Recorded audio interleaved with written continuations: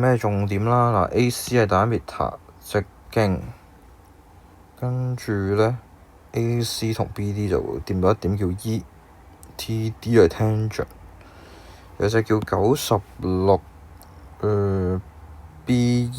係叫96，仲有隻叫41度，CDT 係41度。OK，嗱，如果咧咁樣睇，我會加條線嚟讀啦，因為我知道如果呢個位置係41嘅時候，佢對住嘅嗰隻角呢隻都係41，畫歪咗添。41啊，41，咁跟住咧，你透過呢個41咧，就可能會計到呢隻角幾多度咧？180減96減41，43嚟嘅。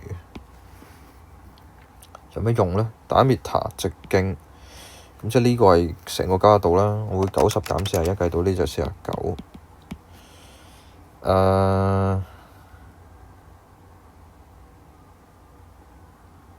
有咩特別？可能會知埋呢隻幾多度咯。96減49計到47，搞掂咯，47。